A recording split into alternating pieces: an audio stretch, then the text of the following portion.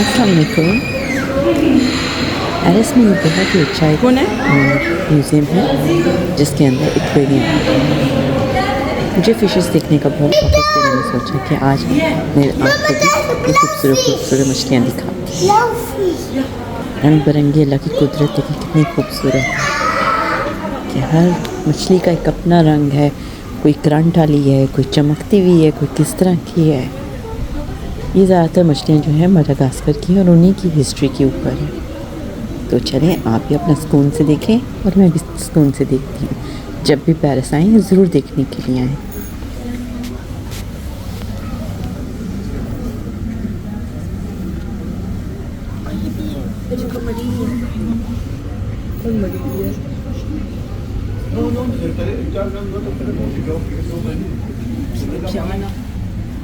Pourquoi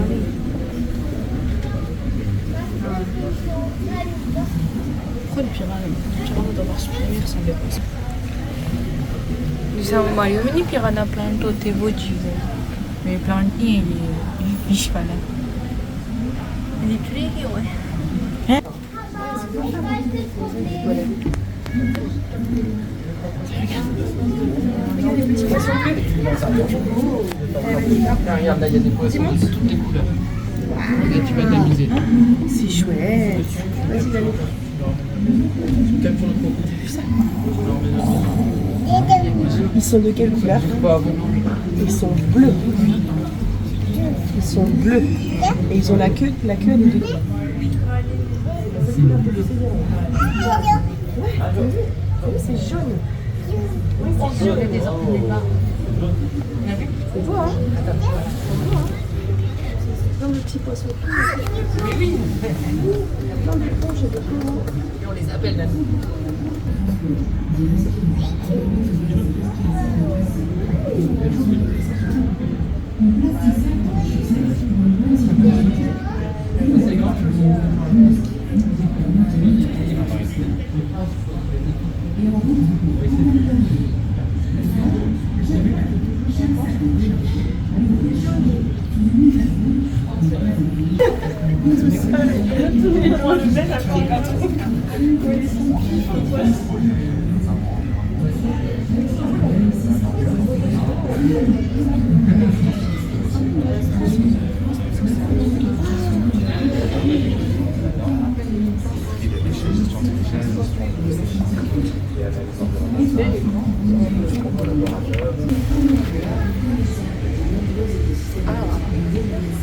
C'est des trucs dans Ariel. ये वो है जो मारियो में नहीं हमारे पीछे पीछे चलती। और लिखा है इसको फ्लैश लाइट नहीं अच्छी लगती। J'ai envie d'essayer maintenant. Non, pareil. Ouais, c'est ça, elle est très truc. C'est des espèces. Attention à la photo. Tu sais, mais.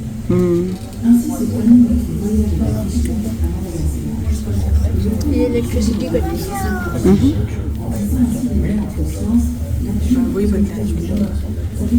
Novembre 2022 dans le nord-est de Madagascar. Nous sommes près de Maroutambrano, petite ville au bord de la rivière Amboa-Loa. Charles-Édouard et Thierry de la Guayane tropicale sont en expédition scientifique avec un partenaire de l'université de Tananarive. Leur objectif, lutter contre la diminution de la biodiversité dans la rivière Amboa-Loa. Facile à dire, mais comment vont-ils s'y prendre? Vous êtes prêts? Partons à Madagascar avec l'expédition Fishnet 2022.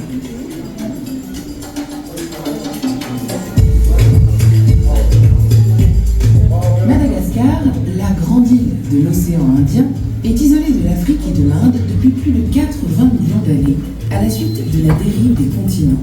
Madagascar a donc développé une flore et une faune uniques au monde. 90% des espèces de vertébrés y sont endémiques, c'est-à-dire qu'elles ne vivent nulle part ailleurs. C'est le cas entre autres des célèbres lémuriens, mais aussi de 64% des espèces de poissons, des lacs et des rivières malgaches. Ce paradis de la biodiversité est favorisé par un climat très contrasté, à l'origine de milieux très différents, allant des forêts humides aux prairies, des déserts arides aux plateaux d'altitude, des mangroves aux récifs coralliens. Depuis l'arrivée de l'homme sur la grande île il y a 4000 ans et jusqu'à aujourd'hui, de nombreuses espèces ont disparu. victimes de la chasse, de la dégradation des milieux naturels et plus récemment du changement climatique. Pour rejoindre le village de Marotandrano et la rivière Amboaboa depuis la capitale Antananarivo, il faut 4 jours de 4x4 à l'équipe pour parcourir 930 km à une moyenne de 25 km par heure. Ensuite, tous les jours, plusieurs heures de marche sont nécessaires pour rejoindre chaque site le long de la rivière. Un sacré voyage. Ce n'est pas toujours une partie de plaisir, mais les missions de terrain soudent l'équipe, renforcent les liens et les échanges entre les scientifiques, les habitants, les pêcheurs, les acteurs locaux. Ces rencontres et discussions sont essentielles.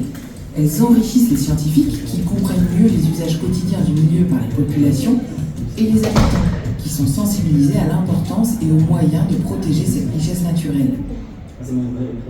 Mais qu'en est-il de la région de Marotandrano et de la rivière Amboaboa? Classée zone T pour la biodiversité par l'Union internationale de conservation de la nature, cette rivière abrite un ensemble d'espèces pour certaines uniques au monde. L'étude et la protection de ce véritable trésor est l'objectif du programme Fishnet Madagascar.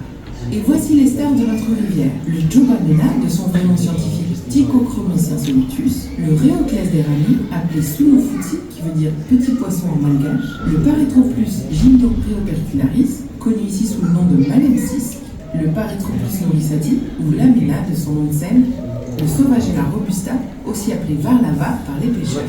Toutes sont classées en danger ou en danger critique d'extinction sur la liste rouge de l'Union internationale de conservation de la nature. C'est aussi le cas de plus de la moitié des espèces de poissons d'eau douce de l'île. Pas très rassurant. Comme la plupart des rivières du monde, notre rivière Amboaboa fait face à de nombreuses dégradations. Les populations locales ont besoin de bois pour la cuisine, pour se chauffer l'hiver ou pour produire du charbon de bois pour le vendre. Une fois les arbres coupés, sous l'effet des pluies, l'érosion des sols s'accélère et les sédiments s'accumulent dans les rivières. La présence de barrages, nécessaires pour l'irrigation des rizières et l'approvisionnement en eau des villages, accélère cette sédimentation. Avec le changement climatique, cela peut aller jusqu'à l'assèchement total de la rivière. Du coup, nos poissons ont du mal à y vivre et les habitants du mal à s'approvisionner en eau. À Madagascar, le poisson est avant tout une source de nourriture. Et souvent, les petites mailles des filets de pêche retiennent les tout jeunes poissons, ce qui les empêche de grandir puis de se reproduire. Pour couronner le tout, des espèces introduites par l'homme pour l'aquaculture, comme la carpe commune ou le tilapia, entrent en concurrence avec ces espèces locales de poissons. Bref, il est urgent d'agir. La mission prioritaire de cette expédition Fishnet Madagascar est de constituer des populations de secours. Il s'agit d'aller prélever quelques individus de ces espèces pour les mettre à l'abri des menaces dans des grands bassins et constituer une sorte d'arche de Noé. C'est ce qui a déjà permis de sauver le Djobamena et le Lamena. Ces deux espèces ont bénéficié d'un programme de reproduction en captivité, puis ont été mises à l'abri dans plusieurs bassins et aquariums dans le monde. De cette manière, scientifiques, zoos et aquariums contribuent à éviter les extinctions. Cette année, il s'agit pour l'équipe de récupérer des Sunofutsi et des Malemsisks. Ces poissons sont en danger critique d'extinction et il n'y a pas encore de population de secours. Sur les conseils des pêcheurs, plusieurs sites sont visités. À chaque fois, c'est la même manœuvre. Les poissons sont capturés à l'aide de grands filets, de brasses, d'épuisettes ou de pêche électrique. Chaque poisson est identifié, mesuré, pesé, photographié. Sur certains, on prélève un petit bout de la nageoire, ce qui permettra au retour de confirmer par analyse génétique les espèces capturées, car parfois il y a une surprise et on découvre de nouvelles espèces. Il ne faut pas oublier de noter à chaque endroit les coordonnées GPS, la date, le temps, la largeur de la rivière, le taux d'ombrage. L'eau aussi est étudiée attentivement. On y mesure la température, l'oxygène, l'acidité, l'alcalinité, la richesse en sédiments. Et en étudiant l'ADN qui s'y trouve, on va même pouvoir identifier les espèces qui y vivent. Puis, les poissons sont relâchés dans la rivière. Enfin, pas tous. Certains seront rapatriés au camp de base et placés dans de petites piscines pour organiser leur déplacement vers les bassins de secours. Pour que ce trajet se passe bien, quelques précautions sont indispensables. Les poissons doivent être à jeun pour ne pas polluer l'eau de transport par leur déjection. Le jour du départ, les poissons sont placés dans des sacs de transport, des respirants, qui permettent au gaz respiratoire de passer, et donc aux poissons de respirer. On place ces sacs dans des chaussettes pour une bonne circulation de l'air.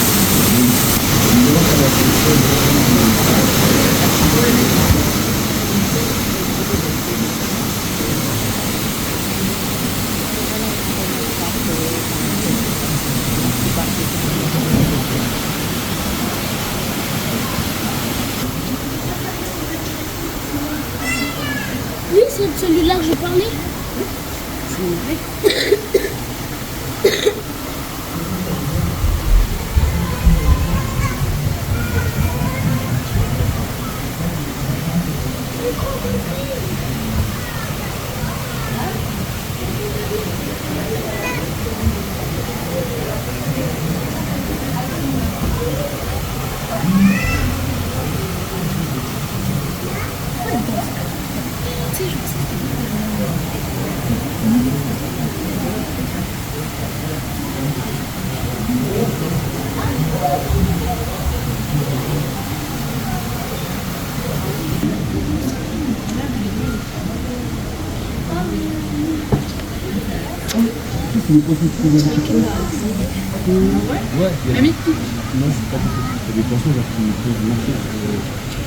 Non, regarde, elle a n'importe quoi.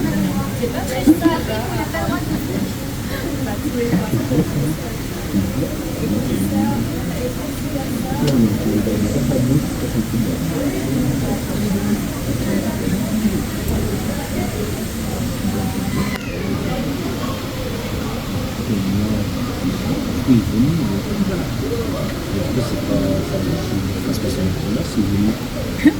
Ça, c'est vraiment.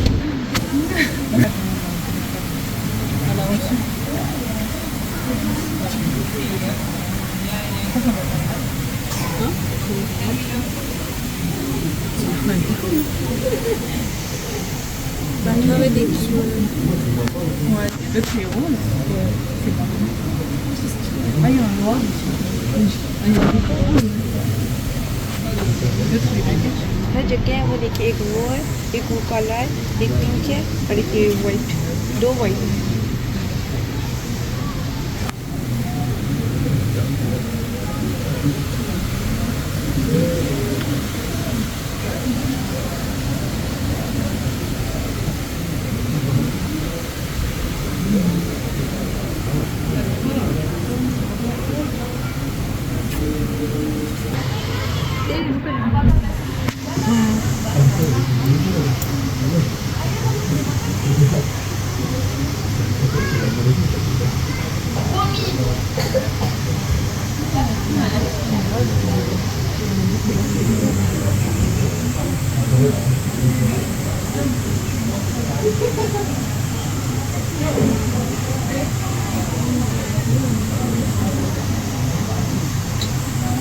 que ça c'est plus beau là.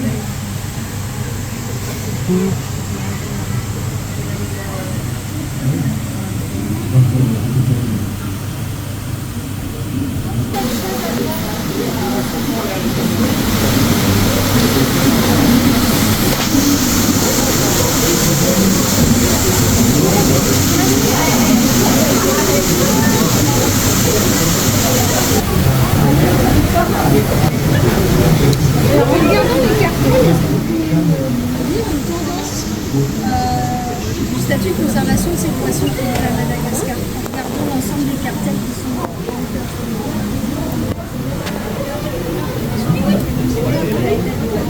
C'est pas terrible. Effectivement, on a plutôt du rouge, on a plutôt du jaune. C'est pas terrible, effectivement. Alors là, c'est Madagascar. Est-ce que vous savez, vous connaissez un petit peu la particularité de Madagascar sur la biodiversité? C'est une biodiversité unique. Ouais, exactement. C'est une biodiversité unique, comme disait votre camarade. En fait, il faut imaginer qu'il y a 90% des plantes et des animaux de Madagascar qui ne sont présents que à Madagascar. C'est assez, effectivement, c'est unique. Du coup, la biodiversité de Madagascar est très importante à conserver parce que on n'en trouve pas ailleurs. Il n'y a que à Madagascar qu'on a ces animaux. Il y a déjà beaucoup d'animaux qui proviennent de Madagascar, qui ont disparu aujourd'hui. Donc il est nécessaire absolument de les protéger. Il y a un programme, donc c'est intéressant de vous parler de ça. Un programme de, en fait de protection des animaux, de ces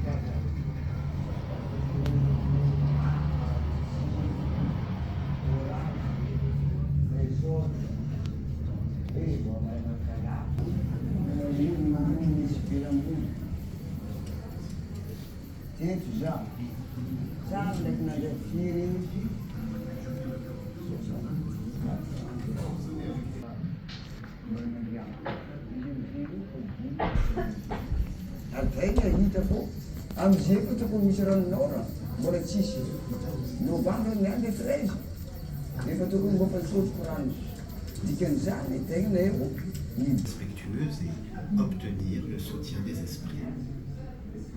Les chamans édictent alors des règles, des interdits, des tabous, qui instaurent un équilibre entre humain et milieu.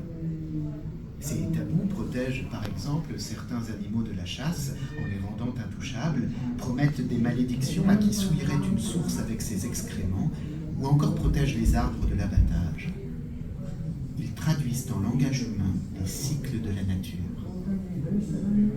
Ensemble, hommes et esprits élaborent comme une gestion durable des ressources. Par leur culture, par leur langue, les Malgaches intériorisent leur milieu et le façonnent en environnement spirituel. Et aujourd'hui, ça marche encore. L'histoire d'une communauté d'androuilles, une ethnie malgache, nous donne même de sacrément bonnes raisons d'espérer. Ce peuple, originaire du sud de l'île, avait été recruté au siècle dernier pour travailler dans un domaine colonial loin de chez lui.